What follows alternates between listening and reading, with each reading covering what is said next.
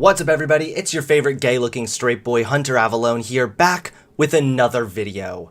Now today, we are once again talking about George Floyd. More specifically, I posted a video a couple days ago where I talked about how the new body cam footage does not in any way justify George Floyd's murder. However, this video received quite a lot of backlash. It got a bunch of dislikes and a lot of losers spreading blatant falsehoods about George Floyd. So if you're one of the people spreading lies about George Floyd in my comments section, if you're one of the people disliking the video because it hurt your feelings, if you're one of the people who think that caring when a black person is unjustifiably murdered by a police officer, that somehow makes you an SJW soy boy libtard cuck, then I got news for you, buddy. Here's a boot. Go ahead and take a nice long lick. With that being said, and because of the significant amount of hostility that that video was greeted with, I figured I would go ahead and do another video,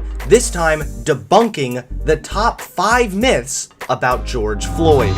Myth number 1. The autopsy results show that he died of drugs, not asphyxiation. There was a little bit of confusion at first because a lot of people in mainstream media wrongly said that George Floyd did not die of asphyxiation, rather he died from drugs. It's important to remember also that a lot of the initial information we heard didn't actually come from a physician. According to scientificamerican.com, on May 29th, the country was told that the autopsy of George Floyd revealed no physical findings that support a diagnosis of traumatic asphyxiation, and that potential intoxicants and pre-existing cardiovascular disease likely contributed to his death. This requires clarification. Importantly, these commonly quoted phrases did not come from a physician, but were taken from a charging document that utilized politicized interpretations of medical information. As per standardized medical examination, Floyd's underlying health conditions and toxicology screen were documented. These are ordinary findings that do not suggest causation of death,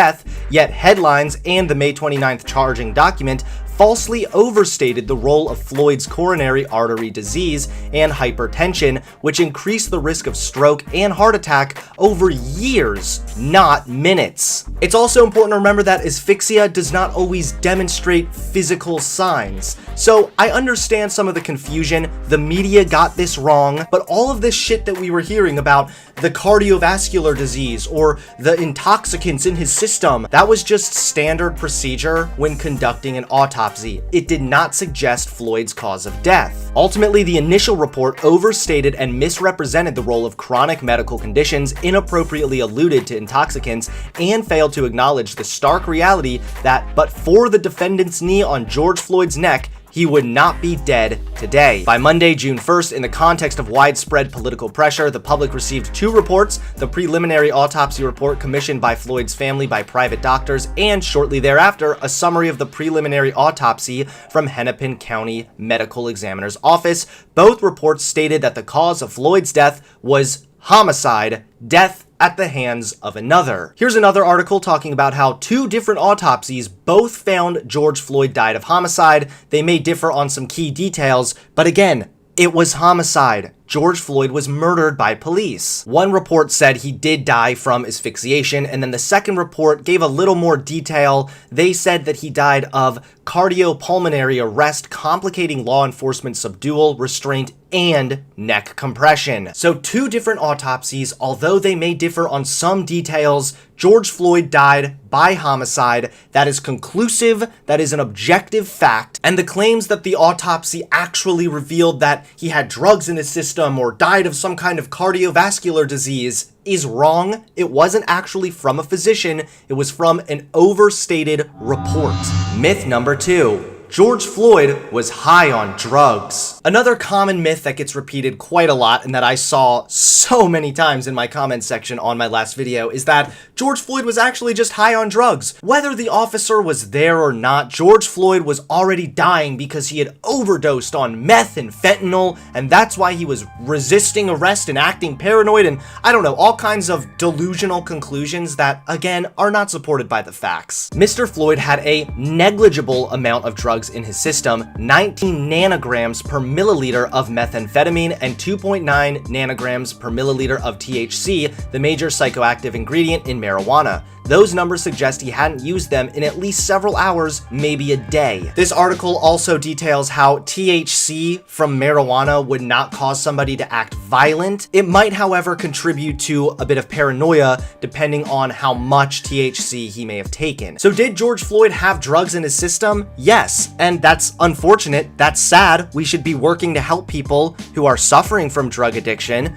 But one, this doesn't justify him dying, and two, he had a very, very tiny amount of drugs in his system. This in no way contributed to his death, and George Floyd was most certainly not already dying of an overdose when he was pulled over. People also like to bring up the fact that he apparently had fentanyl in his blood as well. He also had 11 nanograms of fentanyl in his blood. However, that number in and of itself doesn't tell us much. As we can see from other studies, fentanyl actually increases in your blood when you die. So knowing only the post-mortem amount does not tell us about Mr. Floyd's level of intoxication before his death. He had a minuscule amount of drugs in his system, and as far as the fentanyl goes, that already increases in your blood when you die, so we have no way of knowing whether or not he even had fentanyl in his system before his death. Myth number 3. Claustrophobia. In the recently leaked body cam footage, George Floyd is seen asking to please not be put in the back of the police car because he has claustrophobia. I received a lot of really stupid comments about this one. A lot of people saying things like, he was just driving his own car when he was pulled over, so if he has claustrophobia, why was he driving in his own car? First of all, my mom suffers from claustrophobia, and I've actually suffered from it before too.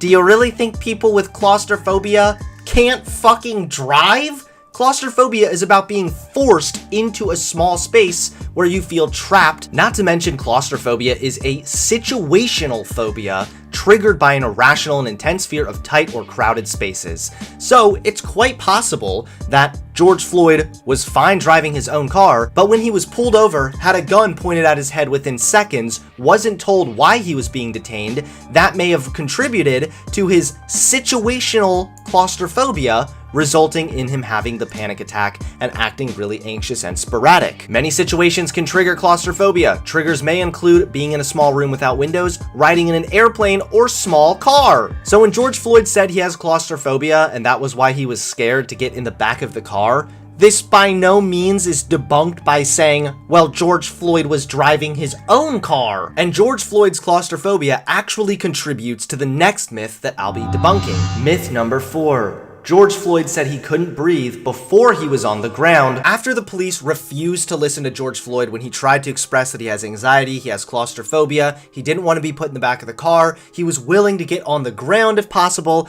After the police completely ignored all of that, and they started to just shove him in the back of the police car, George Floyd is heard saying that he can't breathe. No, take a seat. I can't choke. I can't breathe. Now, many people on the right are trying to use this as some kind of proof that because he said he couldn't breathe before Derek Chauvin had his knee on his neck, that somehow means he was lying when Derek Chauvin did indeed have his knee on his neck. You have to go through so many mental gymnastics in order to try and justify this murder, and apparently this is the best one they have. Apparently, because George Floyd said, I can't breathe as he was being forced into a car, it meant he was perfectly fine and able to breathe when he was being suffocated. And again, this goes back to the fact that George Floyd had claustrophobia. Listen to some of the symptoms of claustrophobia: feeling intense fear or panic, becoming anxious, shortness of breath, hyperventilating, rapid heartbeat, chest tightness or pain, nausea, feeling faint or lighthearted, and feeling confused or disoriented. So after George Floyd expressed that he had claustrophobia and then he was being shoved in the back of the car, it's very possible that he was having intense feelings of fear, panic, he was becoming anxious, having shortness of breath, hyperventilating, and having tightness in his chest and a rapid heartbeat. All of these symptoms can be pretty easily summarized by I can't breathe. So the fact that George Floyd said he couldn't breathe before he was actually being murdered doesn't mean anything. And finally, myth number 5. George Floyd was just a criminal. First and foremost, whether George Floyd was a criminal or not has absolutely no relevance on the fact that George Floyd was unjustifiably murdered. Secondly, to the people who act like because George Floyd had a criminal record, that just means that he had this coming. That means he deserved it. You know, he needed to be punished. How come the fact that Derek Chauvin committed a criminal act and is being charged as a criminal is being kind of overlooked, but the fact that George Floyd had a criminal record at one point or another is somehow justification for his murder? And I already know I'm gonna have people saying things like, George Floyd was a criminal, that we're just bringing that up, but we're not saying that justifies his death. We just don't think he should be treated like a saint or a martyr. The fact that George Floyd is being treated like a martyr, again, has nothing to do with his criminal record, nothing to do with his past, and everything to do with the way in which he was murdered. A lot of people bring up George Floyd's armed robbery, and again, these crimes are bad. They're fucked up, and it's bad that he committed these crimes, but he did go to prison and he served his time. So if you're still looking for some form of punitive justice, do you not trust our justice system? And if you don't trust our justice system, why the fuck are you trying to defend our police officers? So Floyd had previously left prison after a 2009 armed robbery conviction, but Floyd moved from Houston to Minnesota, where he was later killed, with a Christian work program. He wanted to attain certification as a truck driver and complete drug rehab, where he met White. Over the years, he worked several jobs in Minnesota as a Salvation Army security guard. White says Floyd was about to start working with him at Men Against Destruction, defending against drugs and social disorder, teaching safety skills for the coronavirus pandemic, and signing people up for job training, housing help, and mentoring. So George Floyd obviously had his fair share of problems. It sounds like he had a lot of crime in his past, and it sounds like he had problems with drugs. But it also sounds like he was working very hard to try and turn his life around. So to pretend that he was just some crazy, violent criminal who got what he deserved is complete fucking bullshit. First of all, he moved to Minnesota with a Christian work program. So it was my understanding that Christians were all about forgiveness, so I'm not sure why his previous criminal record that he's been working very hard to change has any bearing on the way in which he died. George Floyd had his problems, he served his time, and he was doing his best to turn his life around. Painting him as a common criminal is just factually incorrect. Well, there you guys have it. Those are the top 5 myths about George Floyd that I've seen circulating. If I missed any, let me know in the comment section below. Maybe I can do another video like this where I debunk even more stupid myths by people who never gave a fuck about George Floyd dying in the first place. Anyway, please share this video to spread the truth. Give this video a like, comment below, and subscribe to the channel. I'll see you guys all soon. Peace.